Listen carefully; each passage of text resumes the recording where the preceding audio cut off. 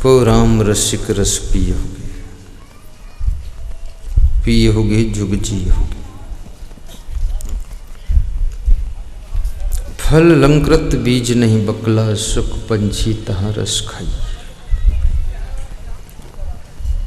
चुए न बंद अंग नहीं भीजे, दास भंवर सब संग लाई।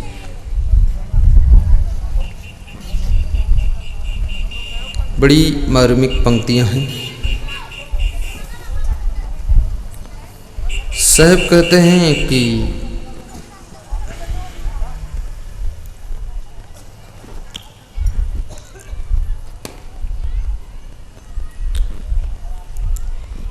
राम रूपी फल ऐसा फल है जिसमें केवल रस ही रस है, न बीज है न छिलका है।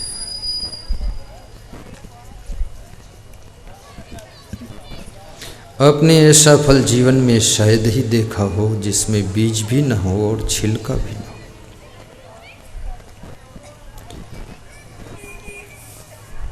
किसी फल में बीज नहीं है तो छिलका है, छिलका नहीं है तो बीज है।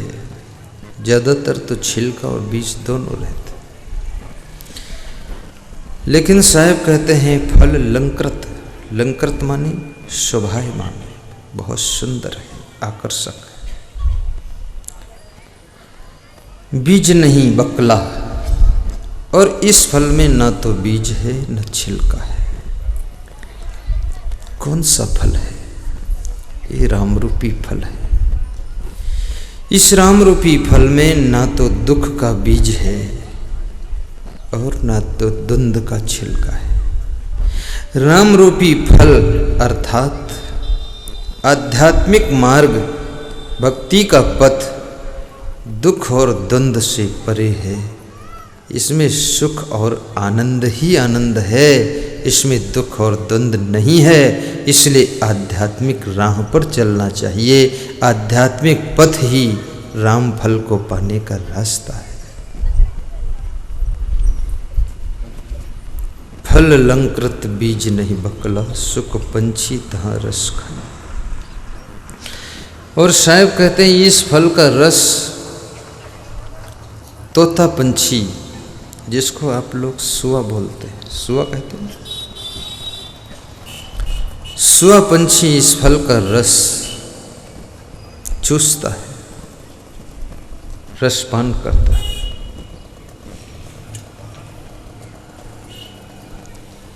सुआ एक ऐसा पंछी है जिसके पास में चोंच होती है। उस चोंच को फल के भीतर प्रवेश करके रस को चूस लेता है। लेकिन जो भंवरा है उस फल के आसपास में मंडराता है, घूमता है, चक्कर काटता है, पर उसके पास में चोंच नहीं है तो रस को चूस नहीं पाता है, भूखा रह जाता है। भंवरा कौन है और सुआ कौन है? सुआ यानी जो श्रद्धावान भक्त हैं, जिनके पास में श्रद्धा रूपी चोंच है, वो सुआ के समान है। वो इस श्रद्धा रूपी चोंच से आध्यात्मिक फल का रसास्वादन कर लेते हैं और जीवन में आनंद मगन रहते हैं। लेकिन भंवरे के समान चंचल लोग भजन गीत तो बहुत गाते हैं, लेकिन उनके पास श्रद्धा न होने के कारण आध्यात्मिक फल का रसास्वादन नहीं कर पाते हैं। उनका जीवन पूरा दुख और द्वंद में ही बीत जाता है। इसलिए श्रद्धा की जरूरत है। ये भक्ति का मार्ग श्रद्धा का मार्ग है, अंधश्रद्धा नहीं, श्रद्धा, केवल श्रद्धा। जैसे अभी आप आते हैं, प्रेम से हाथ जोड़ते हैं, नमस्कार करते हैं, ये श्रद्धा से ही होता है।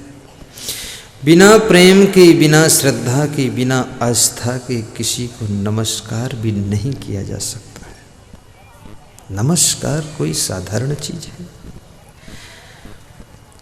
नमस्कार जब तुम करते हो तो तुम अपने अहंकार को विदाई दे देते हो। अहंकार से कह देते हो कि अब तुम जाओ, हम नमस्कार करने जा रहे हैं। जब तक अहंकार भी रहता है तब तक नमस्कार नहीं होता है, क्योंकि अहंकार झुकने से मना करता है। अहंकार कहता है झुकना मत। हम क्या किसी से कुछ कम हैं? हम सबसे अच्छे हैं। अहंकार हमेशा तुमको समझाता है कि हम सबसे अच्छे हैं। विनम्रता कहती है कि अच्छे हैं, लेकिन फिर भी नमस्कार तो कर लेना चाहिए। मैं कभी कभी समझाता हूँ कि निडर इतने बनो कि सिंह के सामने भी डर न लगे, और विनम्र इतने बनो कि सियार से भी नमस्कार करने में संकोच न लगे। सियार से, कमजोर से कमजोर को भी नमस्कार कर लो। सास ससुर को नमस्कार करना बहुत कठिन है, और पति को नमस्कार करना तो बहुत ही ज़्यादा कठिन है। कितनी पत्नियां अपने पतियों को नमस्कार प्रेम से करती हैं, और कितनी पत्नियां अपने पतियों को नमस्कार कर देती हैं। सम्मान दीजिए। मुझे ठीक से याद है, मैं स्कूल से पढ़कर आता था कक्षा 6 में, कक्षा 5 में। तो हम छोटे थे, ज्ञान नहीं था उतना। तो हमारे पिताजी हमको नमस्कार करते थे, कहते थे नमस्कार बाबूजी, नमस्कार, हमारे पिताजी। तो मैं शर्मिंदा होकर भाग जाता था। फिर बाद को उनके पास आता था तो वे कहते थे नमस्कार तुमको करना चाहिए, लेकिन तुम नहीं करते, इसलिए हम कर देते ताकि तुम सीख जाओ।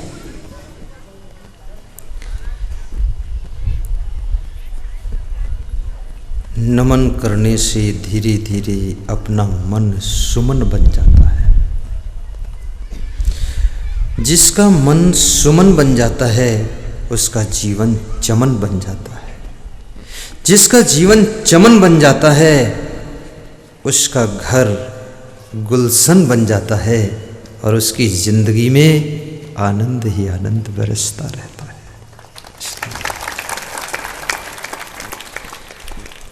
नमस्कार अहंकार की चट्टान को तोड़ने के लिए हथौड़ा है।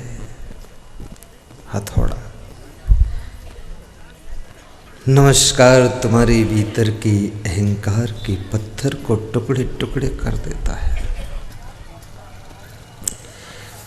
हाथ जोड़ना बहुत कठिन है। छत्तीसगढ़ के एक मिनिस्टर मुझको मिले तो उन्होंने 3 घंटे तक अपनी कहानी मुझको सुनाया। मैं बहुत जल्दी था, टाइम नहीं था। अब मिनिस्टर का मामला कह भी नहीं सकता था कि टाइम नहीं। बोले मैं इसीलिए आया हूँ आपको सुनाने के लिए, और मेरे को सुनने का टाइम नहीं। अब फंस गया तो सुनता रहा, क्या करूँ। तो उन्होंने कहा गुरुदेव मेरे से एक नेता कहता है काबर हाथ जोड़त घूमत है, खींच के तमाचा मार दे बस। कहला गुरुदेव मोरला और नीचे पहुँचावन चाहत है, क्योंकि हाथ जोड़ित है तब तो वोट नहीं मिली, हारी गए, और तमाचा मार दे तो पूरे बर्बाद हो जी। कहला गुरुदेव उल्टा बात बताते हैं, हाथ जोड़ने से ही सफलता है। एक राजनीतिक क्षेत्र में काम करने वाला व्यक्ति सभी को हाथ जोड़कर नमस्कार करके इतने ऊंचे पद पर पहुंच जाता है। तो नमस्कार की शुरुआत आज प्रार्थना है आपसे मेरी, अपने माता पिता से करना, अपने बड़े भाई को नमस्कार करना, और अपनी बहन को भी नमस्कार करना। छोटे भाई हों आपके तो उनसे प्रेम और प्यार करना, और गलती हो जाए तो उसे स्वीकार करना, और कभी तुमसे कोई गलत काम करने को कहे तो इनकार करना। गुरुदेव के चरणों में जाना, प्रणाम करने में कभी संकोच मत करना। गुरुदेव को प्रणाम करने से जीवन के परिणाम सुंदर हो जाते हैं। महान पुरुषों को प्रणाम जो करता है उसके जीवन का परिणाम फल अच्छा हो जाता है। भगवान श्री राम वाल्मीकि के आश्रम पर जाते हैं, वाल्मीकि को दंडवत प्रणाम करते हैं। वाल्मीकि को दंडवत प्रणाम। देखिए, राम जी ने अपने नाम के आगे कभी संत शब्द नहीं लिखा। अभी मुझसे एक सज्जन ने पूछा है प्रश्न कि गुरुदेव संत और गृहस्थ में क्या अंतर है? तो मैंने कहा अंतर सिर्फ इतना ही है, गृहस्थ संसारी सृष्टि की रचना करता है और संत ब्रह्मचारी होकर के मोक्ष की तैयारी करता है, बस इतना फर्क है। संत ब्रह्मचारी होता है और गृहस्थ उस संसार के नियमों के अनुसार जीवन जीता है। गृहस्थ शादी करके अपने परिवार को बसाता है, उसको गृहस्थ कहते हैं। और संत जो ब्रह्मचर्य और इंद्रिय जीत की साधना करके महान तप करता है, उसको संत कहते हैं। आज की विडंबना है कि कोई भी अपने नाम के आगे संत शब्द लगा लेता है। संत मैं देखता हूँ टीवी चैनल में, तो जिसको देखो वही संत लिख रहा है। तो मैं सोचता हूँ गोबर का नाम रसगुल्ला रखने से धोखा हो जाएगा। लोग सोचेंगे ये रसगुल्ला है, खाएंगे मुंह में तो गोबर निकलेगा। संत तो अलग ही चीज है। वैराग्यवान हो, ब्रह्मचारी हो, जितेंद्री हो,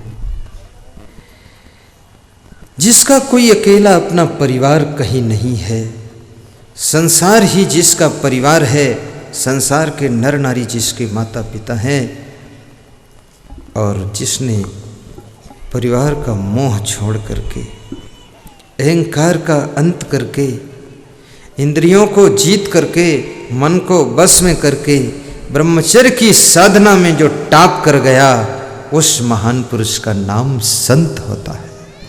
वो संत है।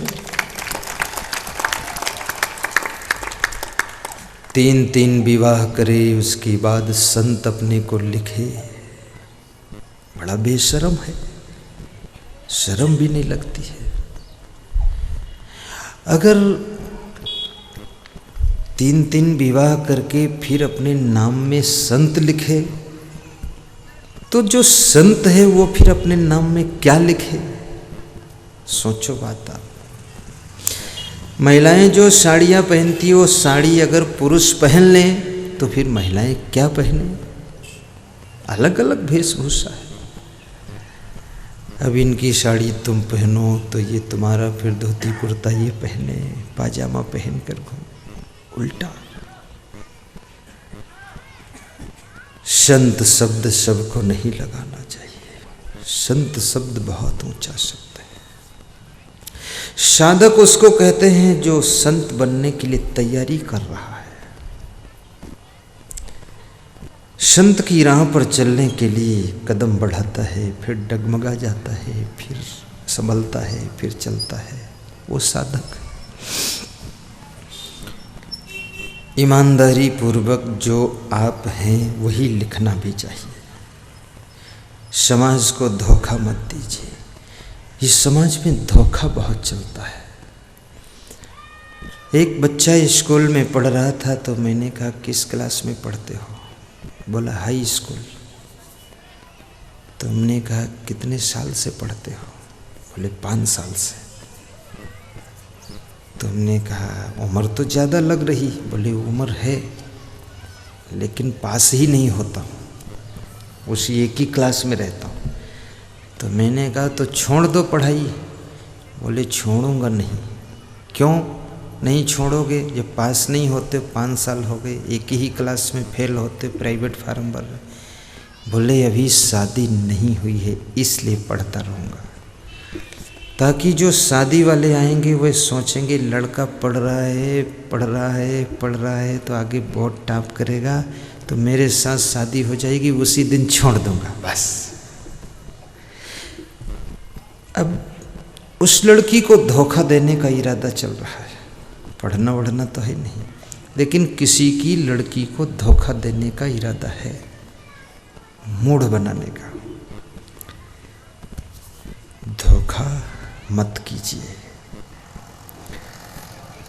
जैसा है वैसा पेश कर दीजिए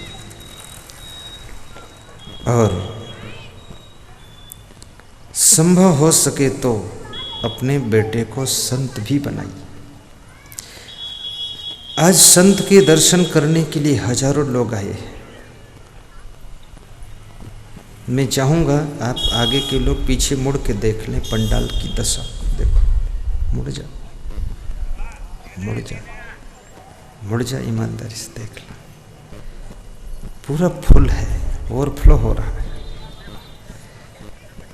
संत के दर्शन के लिए ही आए हैं, सही बात है, संत वाणी सुनने आए। लेकिन समाज में संतों की संख्या धीरे धीरे कम होती जा रही है, ये खतरनाक बात है। और जो संत है भी उसमें दमदार संत बहुत कम हो गए हैं। दमदार हो, शक्तिवान हो, लचपचहा ना हो, थोड़ा बुद्धि भी रखे, ऐसे भी कम है। और संत बनना कोई कठिन बात नहीं है, बहुत अच्छी बात है। हर माता पिता चाहते हैं संत का दर्शन करूं और अपने बच्चे को भी आशीर्वाद दिलाऊं। बहुत सी माताएं आती हैं, छोटा सा बच्चा लेकर मेरे चरणों में मस्तक लगा देते, मैं उसके सिर पे हाथ रख देता हूँ, पर उस बच्चे को मैं ये भी आशीर्वाद देता हूँ कि हे बच्चा, तू इतना बन अच्छा कि तू दुनिया का बन सच्चा और मेरे जैसा संत हो जा, तो भी लाखों बच्चों को आशीर्वाद देना। नहीं, कौन देगा बेटा। अब हर माँ बाप चाहते मेरा बच्चा संत ना बने, कोई दूसरे का बन जाए। तो क्या कोई भैंस का बच्चा संत हो जाएगा? बनेगा तो आदमी का ही बच्चा। और ऐसा भी नहीं कि आकाश से कोई बच्चा आए या कोई फैक्ट्री से बच्चा आ जाए, आएगा माँ बाप से ही बच्चा। तो जिसका बच्चा आएगा उस माँ बाप को दुख लगेगा कि मेरा बच्चा संत ना बने। तो फिर किसका बच्चा संत बने? कोई का बच्चा संत नहीं बनेगा, तो संत खत्म हो जाएंगे। तो दर्शन किसका करोगे? आशीर्वाद किसका लोगे? इसलिए आपका बच्चा अगर महान संत हो जाए तो आप भी उसके साथ में तर जाओगे। अच्छा संत हो जाए तुम्हारा बच्चा, ऐसा ना हो गलत काम करे, साधु बन करके चुप्पे से बीड़ी पिए और पुड़िया खाए और गलत काम करे, तो तर नहीं जाओगे, तुमको भी निपटा देगा वो। उसकी टेंशन में मर जाओगे। फिर शुद्ध संत हो जाए। मैं माताओं बहनों से सबसे निवेदन करता हूँ कि आप अपने बच्चे को संत बनाने के संस्कार भी दीजिए। और आपका बच्चा अगर संत बनने योग्य हो तो उसको संत भी बनाइए, प्रयास करके बनाइए। मैं जो संत बना हूँ ये मेरी माता जी का प्रयास था कि बच्चा संत हो जाए। प्रयास से काम होता है। प्रयास करो तो पंडाल लग जाता, प्रयास करो भंडारा हो जाएगा, प्रयास करो मुड़ पार में समागम हो जाएगा, प्रयास करो तो काम होता है। तो आप प्रयास करो। हमारी माँ ने एक संत का दर्शन किया था, तो उसको देख करके मेरी माँ के मन में इच्छा हुई मेरा भी कोई बच्चा ऐसा ही संत बने, महान संत। देखो भाव, संस्कार। उसके कुछ समय के बाद मेरा जन्म हुआ और जन्म होने के बाद धीरे धीरे मैं शिक्षा प्राप्त किया और मेरा मन होने लगा मैं संत बनूं। देखिए वो माँ के काम कर गई बेचारा। जब मैं संत बनने लगा तो पिताजी ने बाधा डाला, तो माताजी ने कहा कि बाधा मत डालो, इसका जन्म नहीं हुआ था उसके पहले से मेरी इच्छा थी कि मेरा एक लड़का महान संत बने, तो इसको संत बनने दो।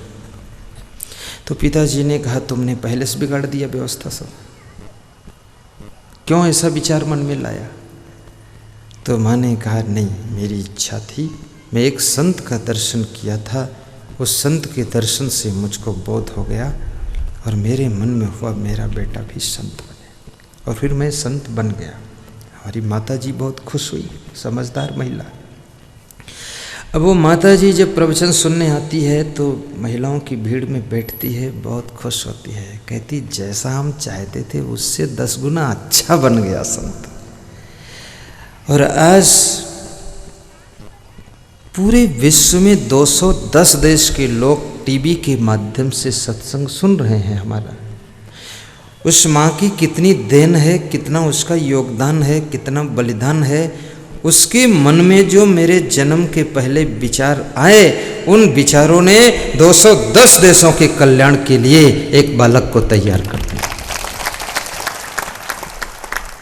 आज धीरे धीरे मुड़ करके हम मुड़ पार में भी आ गए, आपके साथ आ गए। तो ऐसा मेरा निवेदन है, किसी को जबरदस्ती संत मत बनाओ, क्योंकि जबरदस्ती बनाओगे तो कोई गांव से कोई भक्त को लेकर भाग जाएगा, गड़बड़ करेगा। प्रेम से पूछो कि बेटा तुम्हारी इच्छा है क्या संत बनने की? अगर है इच्छा तो साहिब के साथ जाओ, और नहीं इच्छा है तो मत जाओ। ठीक बात है, जबरदस्ती नहीं कि उसको ढकेल के बना दिया, उसका मन हो और उसको समझा दो कि बेटा संत जीवन में सुख है, शांति है, आनंद है, और इतना सुख है अगर अच्छे संत बन गए तो पूरे विश्व को भी ये सुख बांटोगे, फिर भी सुख कम नहीं पड़ेगा। लेकिन अगर बेटे इस संसार में आ गए तो इसमें इतना दुख है कि दुनिया में दुख दूर करने जाओगे तो दून दुख हो जाएगा, दूर नहीं होगा। इसमें बहुत दुख है, संत जीवन में सुख ही सुख है। और मैंने अनुभव भी किया, संत जीवन में बहुत सुख है, सुख है, लेकिन शर्त है कहीं आकर्षित मत हो। विश्व एक तरफ खड़ा हुआ तुमको खींचता रहे, तुम दूसरी तरफ अकेले अपने वैराग्य में मगन रहो, तब तुम विश्व को पार कर सकते हो। विश्व का विष तुम्हारे ऊपर चढ़ना नहीं चाहिए।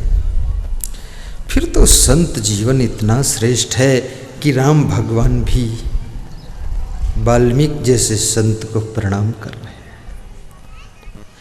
वाल्मीकि जैसे संत से राम भगवान भी आशीर्वाद ले रहे हैं।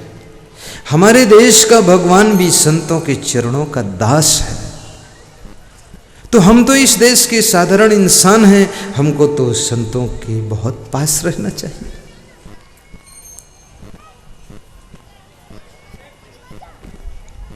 प्रातःकाल उठ के रघुनाथा, मात पिता गुरु नामहि माथा।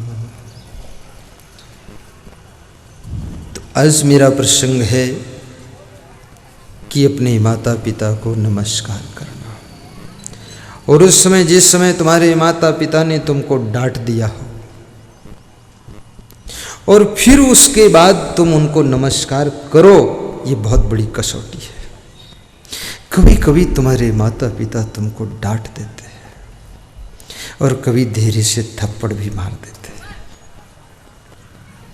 लेकिन तुम्हारे माता पिता का अनुशासन तुम्हारे लिए अमृत है। पर मैं ये भी कहूँगा, डांटने की आदत भी मत बना लेना।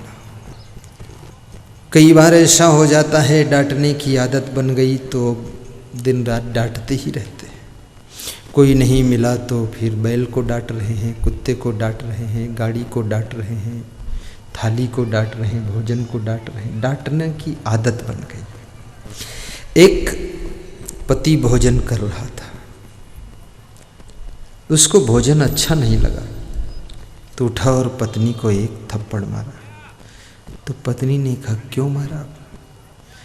तो उसने कहा भोजन अच्छा नहीं बना इसलिए मारा, स्वादिष्ट नहीं, ठीक बनाया करो। पत्नी ने कहा धन्यवाद, ठीक, थैंक यू। संभल कर बनाऊंगी। शाम को फिर बनाया ठीक ठाक भोजन मन लगाकर। पत्नी समझदार थी, धर्म पत्नी थी। कोई ऐसी वैसी पत्नी होती तो शाम को बनाती ही नहीं, चादर ओढ़ के लेट जाती, बोलती सिर दर्द हो रहा। सिर दर्द एक ऐसी बीमारी है, भगवान बचाए, न तो डॉक्टर ढूंढ पाएगा क्या है, लफड़ा है, बहाना हो जाता। लेकिन वो धर्म पत्नी थी, उसने भोजन बनाया और पति से कहा आइए खाइए। तो पति ने खाया, उसको बड़ा स्वादिष्ट लगा। पति भोजन करके उठा और पत्नी को एक थप्पड़ फिर मारा। पत्नी ने पूछा अब क्यों मारा? बोले अब इसलिए मारा हूँ कि सवेरे ऐसा भोजन क्यों नहीं बनाया था, इसलिए मारा हूँ कि ऐसा ही बनाया करो। कहा ठीक। रात बीत गई। पत्नी ने कहा बहुत अच्छी बात, ठीक बात है, चलो। सवेरा हुआ, फिर भोजन बना, पति खाने बैठा, बड़ा स्वादिष्ट लगा, आनंद आ गया। पति भोजन करके उठा, हाथ धोकर आया, पत्नी को एक जोर से थप्पड़ मारा। तो पत्नी ने कहा अब क्यों मारा? बोले अब इसलिए मारा है कि ऐसा भोजन रोज बनाते रहना, इसलिए मार दिया है। तो पत्नी ने कहा आपकी मारने की आदत है, भोजन चाहे जैसा बने पर एक थप्पड़ मिलना ही है। तो ऐसे कहीं आपकी डांटने की आदत न बन जाए, सावधान रहना। क्योंकि ज़्यादा डांटने से भी आपको टेंशन हो जाएगी, आपको शुगर की बीमारी हो जाएगी, लकवा अटैक हो जाएगा। ज़्यादा चिंता करने से आपके दिमाग की नस फट सकती है, ब्रेन हैमरेज हो सकता है। और तुम्हारे ज़्यादा डांटने से भी कोई परिवर्तन होने वाला नहीं है। तुम गधे को कितना डांटो तो गधा क्या घोड़ा हो सकता है?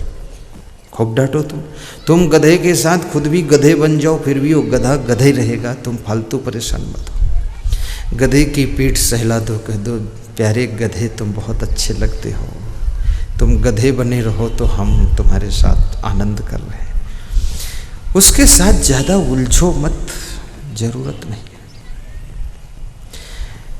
क्योंकि आदमी अगर सभी आपके संभालने से संभल जाते तो ये संसार स्वर्ग बन जाता। तो जो संभलने योग्य हैं संभल जाएंगे, जो नहीं संभलना चाहते हैं वह नहीं संभलेंगे। उनके पीछे आप स्वयं अपने को मत बिगाड़ो।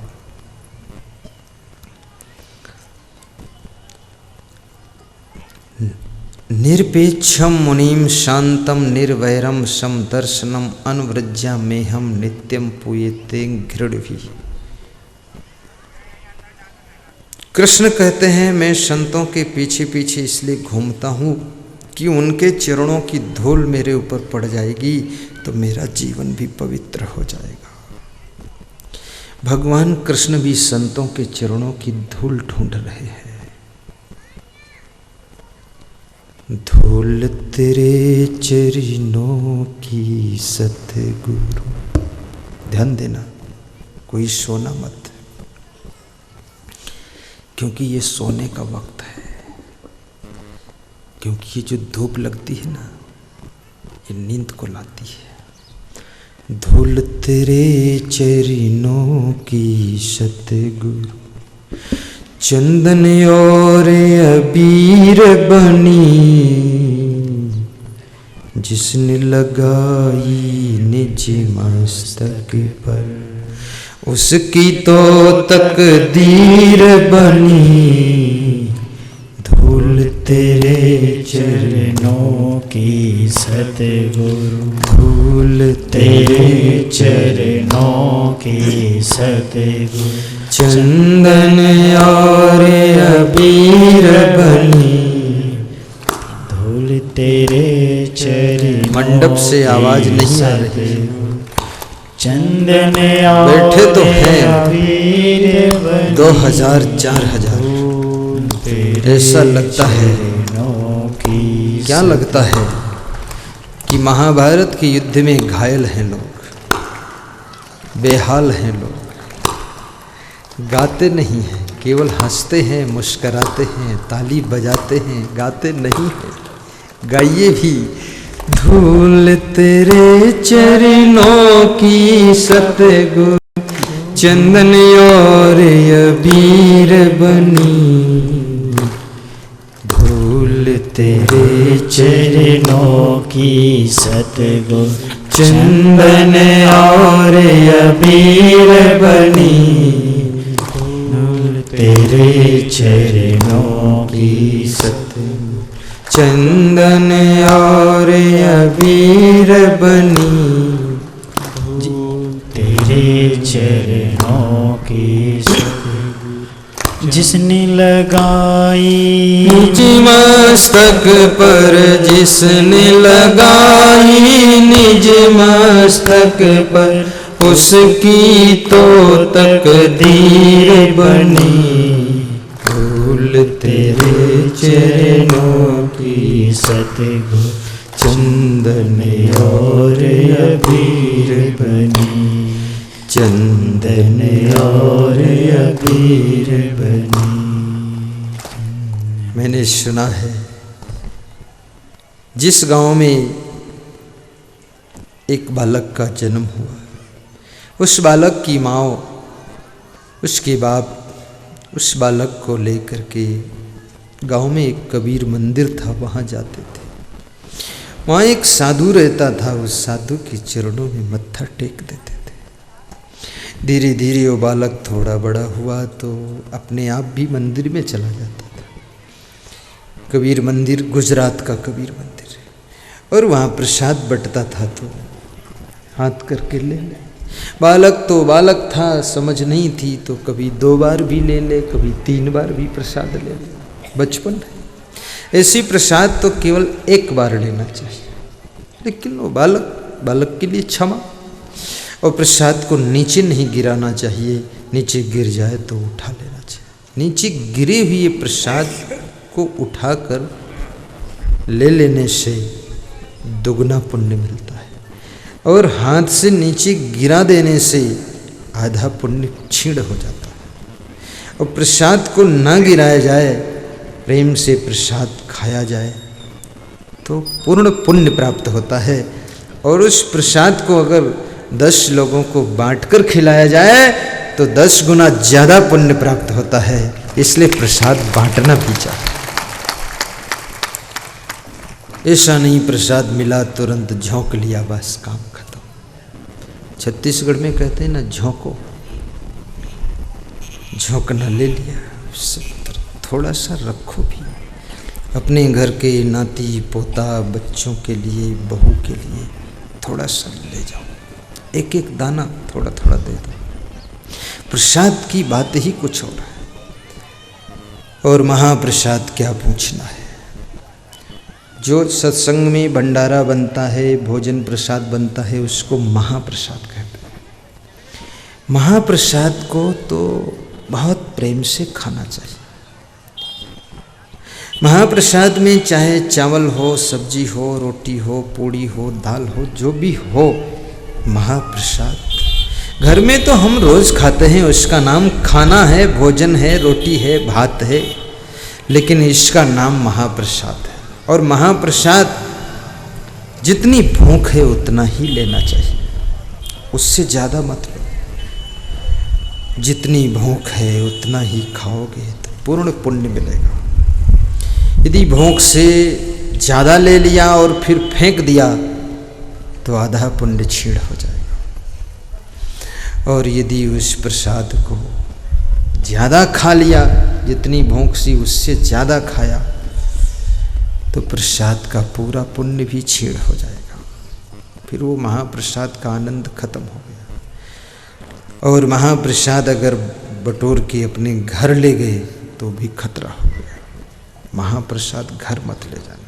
प्रसाद तो घर ले जाओ, पर महाप्रसाद एक एक बाल्टी दाल भर भर के ले जाओ घर।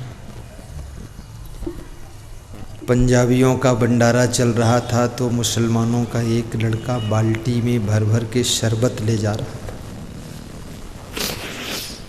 5 बाल्टी शरबत ले गया, 6ठी बाल्टी फिर लेने आया तो पंजाबी ने पूछा, ये शरबत कहाँ लिए जा रहे हो, तुम्हारे घर में कितने लोग हैं? बोला, घर में तो केवल 5 लोग हैं। बोले 5 बाल्टी शरबत पी गए। बोले नहीं, अब भैंस को पिला रहा हूं।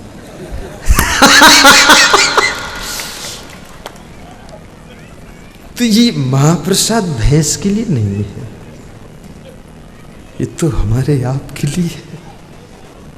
फिर वो चुक जाएगा, कम हो जाएगा तो उसका पाप लग जाएगा। इसलिए महाप्रसाद का एक एक दाना फेंकना नहीं चाहिए, बहुत संभल कर प्रेम से खाना चाहिए।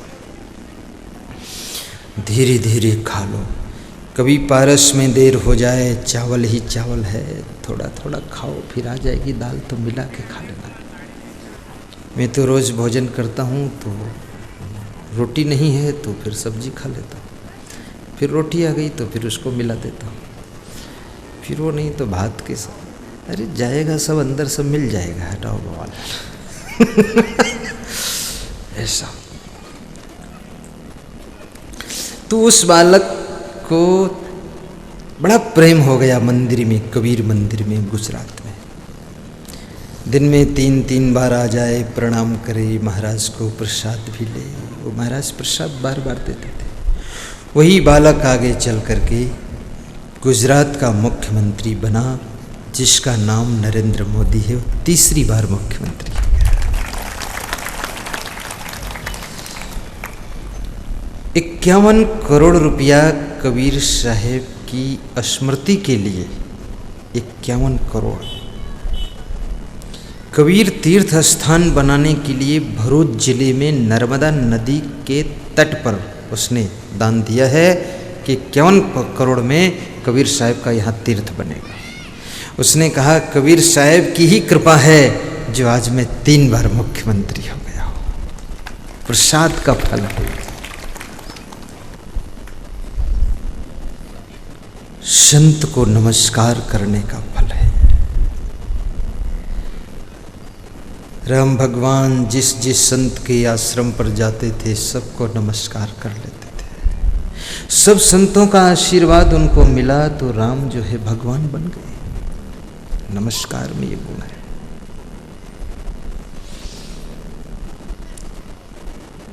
सकल मुनि के आश्रमन जाई जाई सुख दीन।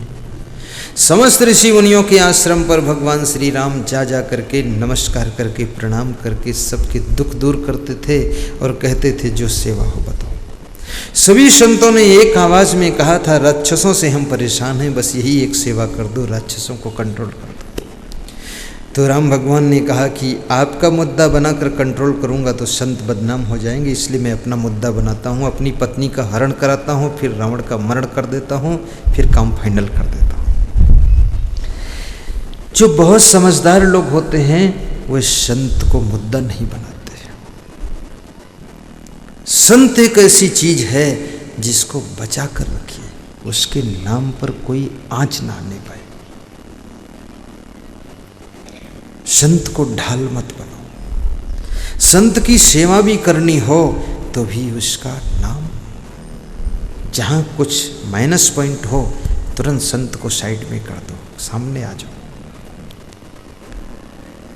ये समझदार की बात है। तो नमस्कार गुरुदेव तुम्हें भक्तों का बारंबार। गाइए नमस्कार गुरुदेव तुम्हें तालमेल से बजाना ताली एक साथ में। श्रद्धा रूपी भेंट हमारी, श्रद्धा रूपी भेंट हमारी, मंगलमय स्वीकार हो,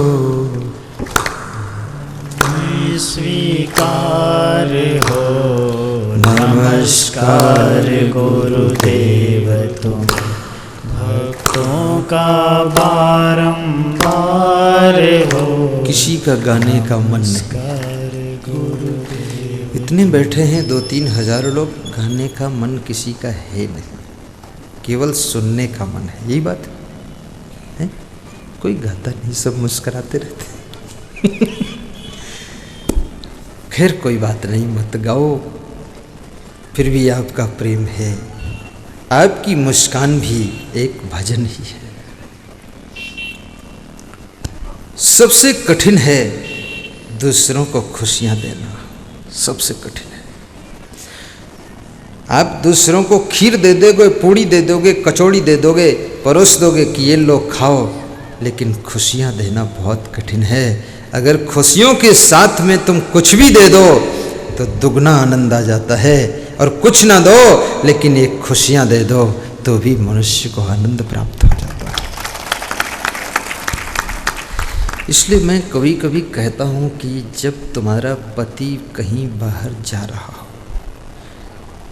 एक मंत्र बता देता हूं स्त्रियों को, तुम लोग मत सुनना, इनको सुनना। तो 10 कदम बाहर निकल करके मेन गेट तक आ करके और पति का थैला पति को दे करके और मुस्करा करके विदा कर दो कि फिर जल्दी लौट आना, और हल्का सा मधुर मुस्करा दो। तुम्हारा पति तुम्हारी खुशियों को लेकर जाएगा, तो जिस लक्ष्य के लिए जा रहा है उस लक्ष्य में वो जरूर सफल हो जाएगा और सुरक्षित वापस लौट आएगा। और घर ही में ऐचा खैंची चल रही है तो टेंशन लेकर जाएगा तो वहाँ से फेल होकर आएगा। एक फार्मूला। और जब तुम्हारा पति आ जाए, मोटरसाइकिल की आवाज़ हो, गाड़ी की, तो फट से निकल के गेट पर आ जाओ कि आओ आओ, आ गए, ठीक, आइए, और पानी पिलाइए। इससे आपको सुख मिलेगा, आनंद मिलेगा। ये आपको फार्मूला बता रहा हूँ। और मैं पुरुषों को भी कहूँगा, जब कभी कहीं बाहर जाओ, इससे तो रोज ही जाना पड़ता है, जब भी जाओ तो अपनी धर्म पत्नी की तरफ देख करके एक सेकंड मुस्कुरा दो, कह दो निश्चिंत रह, चिंता मत करना, मैं जल्दी लौट कर आऊँगा, सब आनंद ही आनंद है। तो आपकी पत्नी घर में आनंद मनाती रहेगी।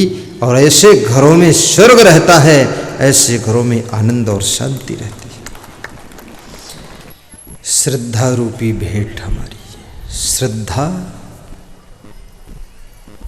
श्रेष्ठ भेंट है। सब दानों से बड़ा दान श्रद्धा का दान है। और जब श्रद्धा होती है ना, तो श्रद्धा के साथ साथ में अपने अवगुण भी दान हो जाते हैं। इसलिए मैं निवेदन करूँगा कि गुरु के चरणों में कुछ अपने अवगुण भी दान करना, श्रद्धा के साथ। बीड़ी का दान कर देना, मांस मछली का दान, अंडा का दान, मुर्गा का दान, गुटखा पुड़िया तमाकू गुड़ाखू गुरु के चरणों में छोड़ दो, संकल्प लेकर कि अब नहीं खाऊंगा, बहुत गलती हो गई, अब नहीं होगा, ऐसा संकल्प ले। श्रद्धा पूर्वक मन ही मन चुपके से गुप्त रूप से संकल्प लो, प्रतिज्ञा कर लो कि बस हो गया, बहुत खा लिया। मांस चबाने वाले दांत भी तुम्हारा साथ छोड़कर जाने वाले हैं। ये शरीर भी मृत्यु को प्राप्त होने वाला है। ये जीभ जिसके स्वाद में पड़ करके तुमने खान पान बिगाड़ा है, संस्कार बिगाड़ा है, वो जीभ भी मृत्यु के साथ मरने वाली है। इस मरने वाले शरीर ने, मरने वाली इंद्रियों ने तुम्हारे लोक और परलोक को बिगाड़ दिया, तुम्हें मानव से दानव बना दिया। अपनी इंद्रियों को समझा देना कि बस हो गया, अब कंट्रोल। बकरे की बलि, सुअर की बलि, भेड़ा की बलि, गाय की कुर्बानी, बकरे की कुर्बानी, ये महत्वपूर्ण नहीं है। आपके भीतर जो बुराइयां हैं, जो गलतियां हैं, जो कमियां हैं, ज्ञान की तलवार को लेकर के अपनी बुराइयों को काट करके गुरु के चरणों में भेंट कर दो। ये सबसे बड़ी बलि और कुर्बानी। तुम्हें कुंभ स्नान के लिए प्रयागराज में जाने की जरूरत नहीं है। तुम्हारे गांव में, तुम्हारे घर में, तुम्हारे क्षेत्र में ये कुंभ प्रयागराज आया हुआ। जहाँ राम तहाँ अवध निवासु, जहाँ संत तहाँ तीर्थ वासु। जहाँ राम तहाँ अवध निवासु, जहाँ संत तहाँ तीर्थ वासु। जहाँ राम रहते हैं वहाँ अविद्या है, जहाँ संत रहें वहाँ तीर्थ है। आज मुड़पार में 3 दिनों के लिए कुंभ प्रयागराज लहरा रहा है, जिसमें ज्ञान, भक्ति और शांति की त्रिवेणी बह रही है। डुबकी लगा रहे हैं आप। उस प्रयागराज में जाओ, गंगा में डुबकी मारो तो शरीर का मैल धुल सकता है, लेकिन मन का मैल नहीं धुलता है। सत्संग के प्रयागराज में डुबकी मारने से मन, वाणी, कर्म तीनों निर्मल हो जाते हैं और जीव का बेड़ा पार हो जाता है।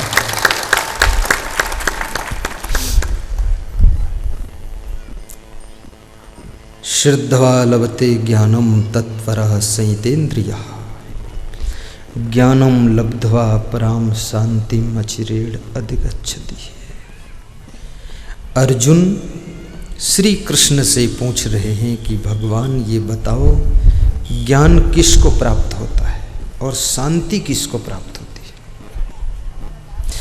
कृष्ण कहते हैं, अर्जुन, श्रद्धावान व्यक्ति को ज्ञान प्राप्त होता है, जो श्रद्धावान हो।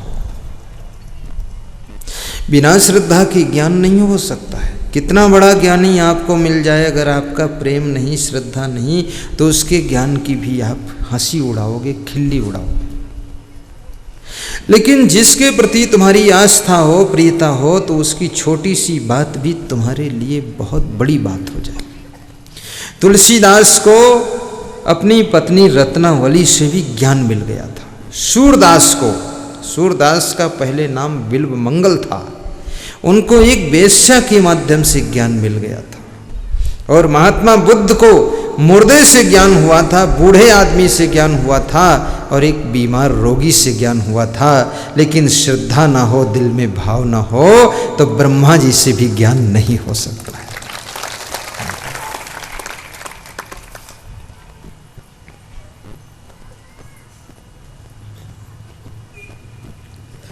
सूरदास अपने पिता की लाश को दफन कर रहे थे। पिता की मृत्यु हो गई थी।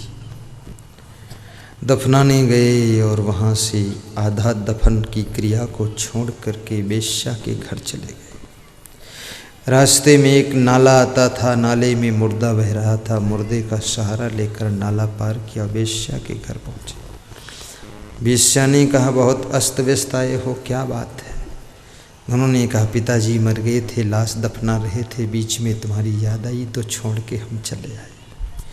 वेश्या ने बहुत डांटा, कहा, एक तो तुम्हारे पिता की लाश है, दूसरी लाश जिसको नाला में सहारा लेकर पार करके आए हो, और जिस लाश को देखने आए हो, मेरा शरीर भी ये लाश है। इस लाश के लिए तुमने अपने पिता की लाश को छोड़ा है, तुम्हें धिक्कार है। यहाँ से वापस जाइए और अपने पिता का संस्कार कीजिए। सूरदास को ठेस लग गई। वेश्या ने बहुत डांटा, आँख खुल गई। वेश्या ने कहा, ये भी तो एक लाश है, उनका विनाश कर रहे हो, वापस लौट आए। पिता को दाह संस्कार दे करके सूरदास भ्रमण करने लगे। भ्रमण करते समय उनका मन थोड़ा कहीं विचलित हुआ, तो एक कन्या से गरम गरम लोहा सूजा मंगाया, अपनी आंखें फोड़ लिया। उसी दिन से सूरदास हो गए। बोले, इस दुनिया को देखने से मन चंचल होता है, इसलिए देखूंगा ही नहीं, अंधा हो जाऊंगा। सूरदास। और कहते, जिस दिन से उनकी आंखें फूट गईं, उसी दिन से उनके भीतर ज्ञान विवेक की आंखें खुल गईं। 1.25 लाख पदों की रचना कर दिया, इतने ज्ञानी हो गए सूरदास। लेकिन तुम सूरदास की बराबरी करना, अपनी आंखें मत फोड़ना। यदि तुम आंखें फोड़ भी लोगे तो भी ज्ञानी नहीं बनोगे। थोड़ा बहुत रास्ता देख कर चलते, वो भी लफड़ा हो जाएगा। मैं तो कहूँगा आंखें फोड़ने की आवश्यकता नहीं है, आंखें मोड़ने की आवश्यकता है। उस सूरदास ने अपनी आंखें फोड़ी हैं, मैं तो आंख फोड़ने के पक्ष में नहीं हूँ। मैं इस पक्ष में हूँ कि आंख फोड़ो मत, अपनी आंख को मोड़ो। जिस आंख से वेश्या का दर्शन करते थे, अब उस आंख से संत का दर्शन करो। जिस आंख से दुनियादारी प्रपंच की चीज़ें देखते थे आकर्षण की, अब उस आंख से कोई सद्गुरु का दर्शन करके, सत्संग का दर्शन करके, श्रोताओं का दर्शन करके अपने जीवन को धन्य बना लो। आंख फोड़ना नहीं है, अपनी आंख को केवल मोड़ना है और गुरुदेव के चरणों में जोड़ना है।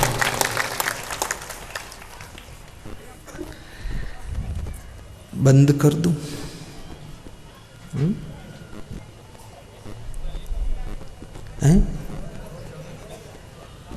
किसी को हमारे ऊपर दया नहीं आती।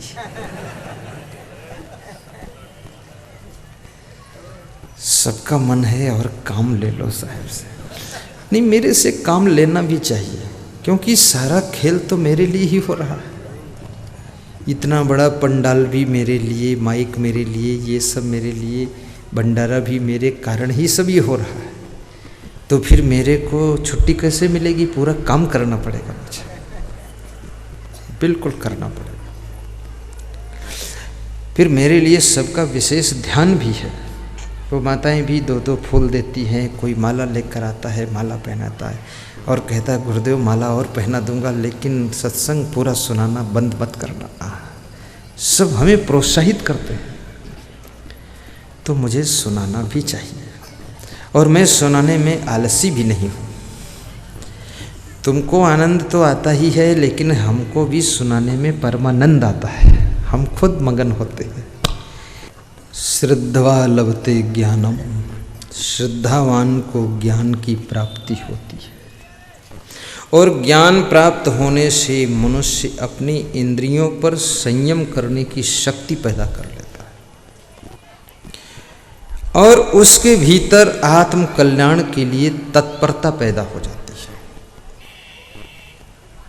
फिर आलस्य और लापरवाही और टाल मटोल खत्म हो जाता है और मन में इच्छा होती है कि जल्दी अब आत्मा का उद्धार करूं। श्रद्धा लभते ज्ञानम तत्परः संयतेन्द्रियः, ज्ञानम लब्ध्वा पराम शांतिम अचिरेण अधिगच्छति। और जिसको परम ज्ञान हो गया, आत्म ज्ञान हो गया, स्वरूप ज्ञान हो गया, आत्म साक्षात्कार हो गया, आत्मानुभूति हो गई, वह शांति को प्राप्त होता है, प्रसन्नता को प्राप्त हो जाता है और मोक्ष को प्राप्त हो जाता है। आत्मज्ञान प्राप्त करो।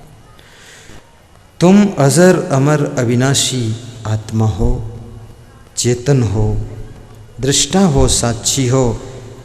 ये शरीर नाशवान है, तुम शरीर नहीं हो, तुम शरीर के मालिक अविनाशी आत्मा हो। तुम स्त्री भी नहीं हो, पुरुष भी नहीं हो, जानवर भी नहीं हो, तुम चिड़िया भी नहीं हो, कीड़ा मकोड़ा भी नहीं हो, तुम बच्चा बूढ़ा भी नहीं, तुम अमर अविनाशी आत्मा हो। ये शरीर तो नाशवान है, जिस दिन से जन्म होता है उसी दिन से इसका मरण शुरू हो जाता है। तुम सोचते हो कि हमारी उम्र बढ़ रही है, लेकिन सच में तुम्हारी उम्र जन्म के दिन से ही घट रही है। लोग जन्म दिवस मनाते हैं, लेकिन वास्तव में ज्यों-ज्यों दिन बीतता है वह दिन तुम्हारी मृत्यु का दिन है। आज जो दिन तुमने जी लिया है वो समझ लो आज का दिन तुम मर चुके हो। अब कल और मरना बाकी है, वो भी मर जाओगे। धीरे धीरे 100 साल तुमको जीना है, धीरे धीरे 100 साल जी करके मर करके तुम चले जाओ। इसलिए मैं निवेदन करूंगा कि मनुष्य का जीवन बहुत अद्भुत जीवन है। ये कलह कलेश में भी इसको मत बिताइए। जरा कभी कभी अकेले एकांत में बैठ करके अपने आप के बारे में सोचिए भी। ये अंधाधुंध में मत दौड़िए, अंधी दौड़ में मत भागिए। अकेले बैठ जाओ, कमरे में बैठ जाओ, और अब ना बैठ पाओ तो बिस्तर पे लेट जाओ और सोचो, क्या इसी का नाम जिंदगी है? सवेरे उठ करके सासू से रोज लड़ाई करना, बहू से चिड़चिड़ाना, और फिर गाली बकना, फिर चाय बनाना और चाय पी लेना, और फिर गरम दिमाग से बात करना। जितनी गरम चाय उससे डबल गरम दिमाग। यही जिंदगी है क्या? खाना पीना, भोगना, सोना, लड़ना, झगड़ना, हाय हाय करना, टेंशन में रहना, तनाव में रहना, दुखी रहना, उलझे रहना, इसका नाम जिंदगी? अगर यही जिंदगी है तो ऐसी जिंदगी से भगवान बचाए। राम राम, छोड़ दो जिंदगी ऐसी। ये जिंदगी में इतना नरक क्यों? कभी कभी तुम्हारे आलस्य के कारण भी जिंदगी में नरक इकट्ठा होता है। तुम सही काम नहीं करना चाहते हो तो भी जिंदगी में नरक बनता है। और कभी कभी ज़्यादा गुस्सा करने के कारण भी परिवार के अंदर नरक तैयार होता है। और कभी कभी लापरवाही के कारण बड़े बड़े काम बिगड़ते हैं तो भी घर में नरक बनता है। कभी सहन शक्ति कम होने के कारण किसी की प्रतिकूलता को बिल्कुल सह नहीं पाते हो, जिसके कारण तुम्हारे भीतर भयंकर क्रोध आता है, जिसकी वजह से भी घर में नरक बनता है। और कभी कभी तुम्हारी लड़ने की आदत हो गई, तो जब तक लड़ नहीं लोगे किसी से तब तक चैन नहीं है। लड़ने की आदत भी मत बनाइए। मनुष्य का जीवन आदतों की जंजीर में बंधा हुआ है। तुम्हारा शरीर भी आदत को पकड़ता है, मन भी आदत पकड़ता है, वाणी भी आदत पकड़ती है, इंद्रियां भी आपकी आदत पकड़ती हैं। जिस तरह का खाने पीने की आदत पड़ गई आपकी, तो जीभ बार बार उसी तरह का टेस्ट मांगती है। इंद्रियां आदतों की गुलाम बन जाती हैं। जिस तरह के बिस्तर पर सोने की आदत पड़ गई, और जिस तरह के स्नान घर में स्नान कर, कितने लोग कहते हैं मैं तो अपने मेहमानी गया तो वहाँ रात में मुझको आराम नहीं मिला और वो स्थान बदल गया, मैं अपने घर में हमेशा सोता था। अब सोने की आदत पकड़ ली कि अपने घर में ही सोना। हम लोगों का तो जीवन ऐसा है कि हर रोज़ गांव बदल जाता है, कमरा बदल जाता है। कभी कभी गहरी नींद में सोता हूँ, जागता हूँ तो सोचता हूँ आज किस गांव में हूँ, इसका दरवाज़ा किधर है। बहुत गहरी निद्रा के बाद आँख खुलती है तो विचार करता हूँ, तब याद आता है मुड़ पार में ही हूँ। आदतों से अपने जीवन को मुक्त कीजिए। चिड़चिड़े स्वभाव की भी आदत मत बनाइए।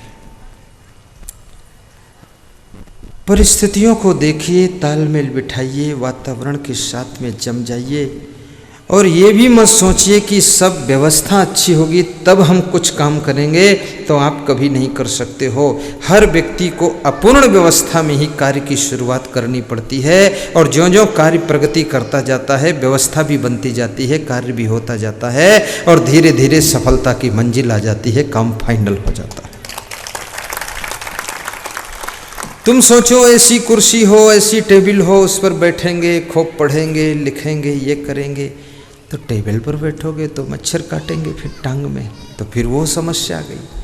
फिर मच्छरदानी लगाओगे, उसके भीतर गर्मी लगेगी तो वो समस्या आ जाएगी। पंखा लगाओगे, बिजली चली गई तो समस्या आ गई। इन्वर्टर लगाया, इन्वर्टर का चार्जर ख़त्म हो गया तो समस्या।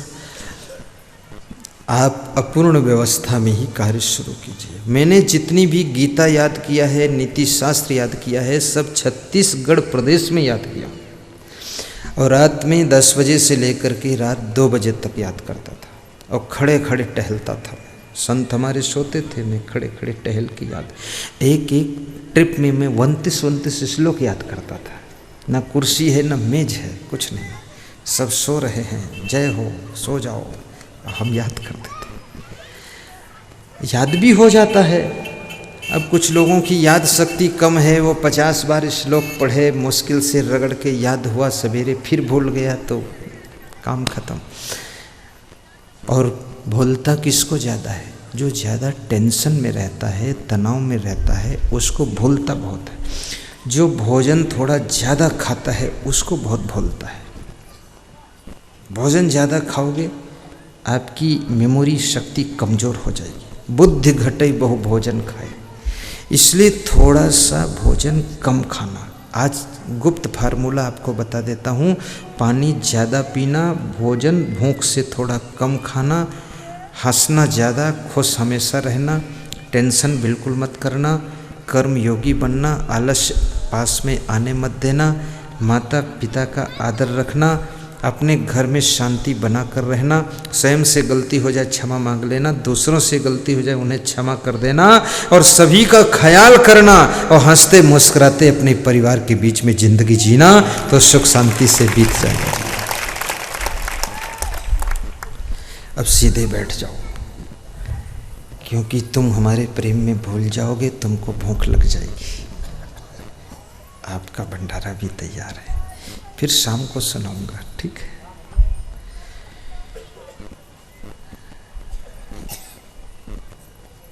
श्रद्धवा लभते ज्ञानम तत्परः संयतेन्द्रियः ज्ञानम लब्ध्वा परां शांतिम् अचिरेण अधिगच्छति। फलिलंकृत बीज नहीं बकला, सुख पंछी तार से खाए। चुए न बूंद अंग नहीं भीजे, दास भंवर सब संग लाए। कबीर कहते हैं, राम रूपी फल का रस एक बूंद अलग नहीं टपकता है। जिसके पास में सुआ पंछी जैसी चोंच है श्रद्धा की, उसी को वह राम रूपी फल का रस पान करने को मिलता है। भंवरे की तरह लोग बिना श्रद्धा के राम रूपी फल के आसपास मंडराते रहते हैं, लेकिन उनको शांति रूपी रस नहीं मिलता है। इसलिए सुआ पंछी जैसी श्रद्धा की चोंच पैदा करना, आपकी श्रद्धा सुरक्षित रहे, आपकी श्रद्धा खंडित न हो, किसी के शब्द आपकी श्रद्धा को चोट न कर सके।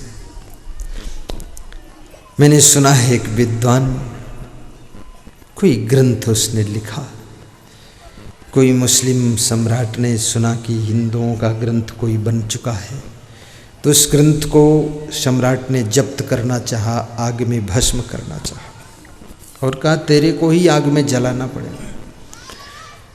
तो उसने रात में अपने बेटे को जगाया और कहा कि बेटा उठ।